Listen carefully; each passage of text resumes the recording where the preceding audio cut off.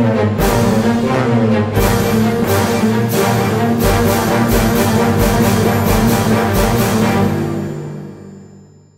everyone, this is what I was thinking last night when I was watching the Oscars telecast, in no particular order. When they would cut away to the audience, they would always find someone who was bored out of his mind or looked like he totally didn't want to be there.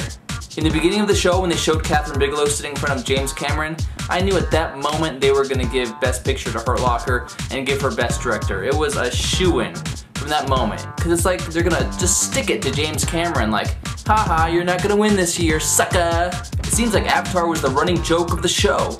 I mean, Steve Martin, Alec Baldwin, they made jokes about Avatar right in front of James Cameron, and Ben Stiller went out of his way to dress up as a Na'vi. And James Cameron was not amused. When they did the John Hughes tribute, I was like, wow, that guy was a genius.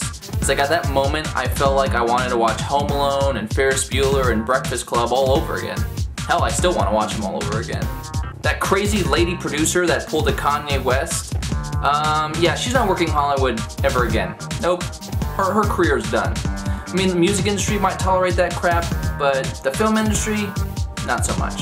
They forgot Farrah Fawcett in that remembrance montage, but they included Michael Jackson, who was not a filmmaker or an actor of any kind. When The Cove won Best Documentary Feature, one of the filmmakers held up a sign that said text dolphin to 44144, you know, to promote their cause, and the Academy totally cut away. You know, they're not going to have that on their show. But, you know, the internet's going to share that number with everyone, so, you know, it's always a win. And I'm sure the filmmakers knew that was going to happen.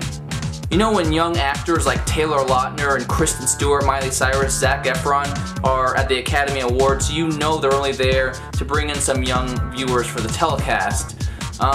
When Kristen Stewart and Miley Cyrus stumble over their words, you know, to present one of the awards, hopefully that's a sign to the Academy that you shouldn't do that again, and let the professionals do it if the youngins, you know, still need some development.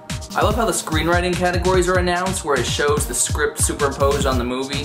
It kind of shows you the translation from words on the page to the images on the screen. So I hope they continue this format in the future. When Jeffrey Fletcher won Best Adapted Screenplay for Precious, I was totally excited for him because the guy was totally blown away. He wasn't expecting it. The so-called experts predicted Up in the Air would win, and I guess he probably thought the same, so he didn't have a speech prepared. And I like seeing things like that at the Oscars where, you know, someone is surprised by their win and taken aback and very appreciative of it. That's what I like to watch. You know, it's like, you know what these guys go through as a writer or as a filmmaker, and you want to see them be gracious for what they have, and I was totally happy for that guy. Good for him. The dance sequence that they had in the show, it was cool to look at, but at the same time I think it was way too long because, you know, they're taking away from other things that need to be in the show, and, you know, people that need to be recognized, and for such a long dance sequence to be, you know, taken probably, it felt like 10 minutes, it's just way too long. When The Hurt Locker won for Best Original Screenplay, you can tell that Quentin Tarantino was freaking pissed off. When Monique wins for Best Supporting Actress, she goes up and says something in the lines of like, "This proves that the Oscars are about the performance and not the politics." And then Sandra Bullock wins Best Actress. So they're announcing the Best Picture nominees throughout the whole show. Like, they, you know, would mention District 9, and they talked about Up in the Air, and then they talked about, you know, Blind Side and that kind of thing.